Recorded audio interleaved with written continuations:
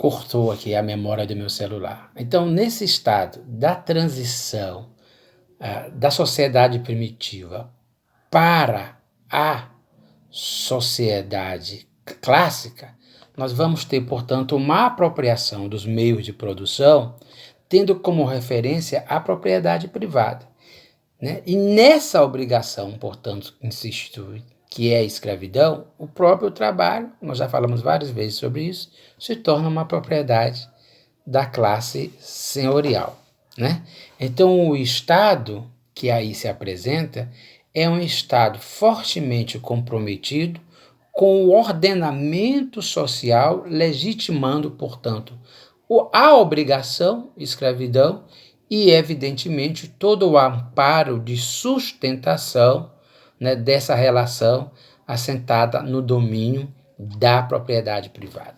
E como vocês sabem, esses estados-nações escravistas de referência do mundo ocidental, eles vão passar por um longo processo de dissolução, né, que vai levar a um esfacelamento, né, um esfacelamento no sentido de uma fragmentação de unidade de territórios, dando origem, portanto, a vários territórios específicos e independentes, e é neles, portanto, que se institui um outro tipo de organização social baseada em territórios específicos, chamados feudos, mas que, de certa forma, comulgavam alguns padrões culturais, a exemplo do uso da língua, né?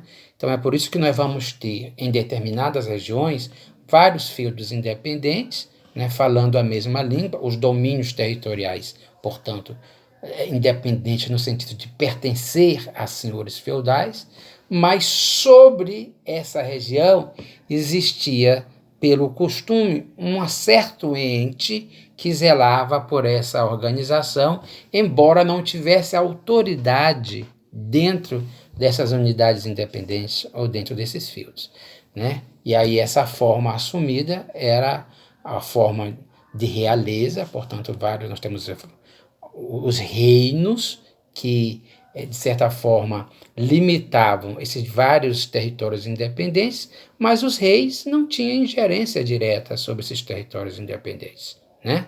Então, no modo de produção, ou na forma de organização social feudal, nós vamos ter uma das características políticas é a fragmentação desse poder.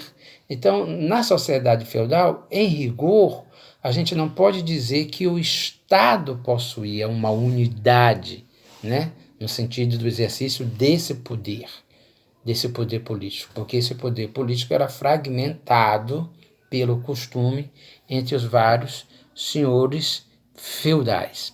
E, evidentemente, o teor da obrigação era a servidão. Vocês sabem que essa fragmentação ela vai ser uma das responsáveis pela fragilidade desse sistema, né? Na medida em que esse sistema vai se abrindo para transformações importantes, e uma delas é o revivecimento comercial. Então, a produção de excedente e o revigoramento do comércio vai solapar essa estrutura, né, essa estrutura feudal, e vai transformando gradativamente as relações sociais. E uma dessas relações é o enfraquecimento do poder da classe senhorial e a transferência desse poder para as mãos de um ente maior, que vai ser o Estado. E o Estado que surge dessas transformações é o Estado absolutista. Então está a força, o poder concentrado na mão da realeza, né?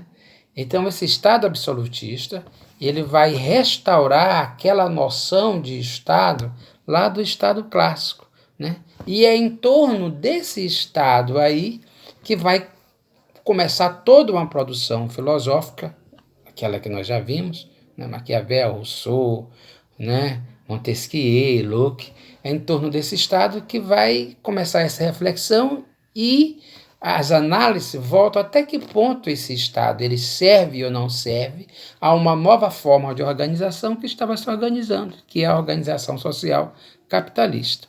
E quando essa organização social capitalista ela começa a surgir no cenário né, de uma forma mais contundente, se transformando, portanto, em organização dominante, nós temos, portanto, a ruptura daquele Estado, né, medieval, portanto, aquele Estado absolutista, e a implantação de um Estado que passa a ser chamado de Estado moderno. Né? Então, essa alcunha, esse adjetivo de moderno para o Estado, é uma forma de diferenciar a forma de organização dessa condição em relação às demais. Então, o moderno aparece, portanto, como sinônimo de inovação das relações, e que esse Estado vai ter um determinado comportamento diferente que os demais, no sentido de assegurar interesses coletivos em detrimento, né, de interesses individuais. Então, esse Estado moderno, que é o Estado capitalista, ele passa a ter algumas características extremamente importantes, e são essas características surgidas ainda, né, entre o século XV e o século XVIII, que passam a ser as características que vão nortear, né, o Estado e sua relação com os interesses, né, das novas classes, né, que são as classes representadas, né, pelo capitalista e pelo trabalhador assalariado, para organizar essa sociedade em torno desse interesse maior, que é um ordenamento centrado na produção e na circulação de mercadorias. Né? Então é um Estado em que o poder político ele se organiza de uma forma a garantir aqueles princípios que são tão caros à sociedade capitalista, que nascem, portanto, no pensamento liberal, que é a liberdade, a igualdade e a propriedade. Né?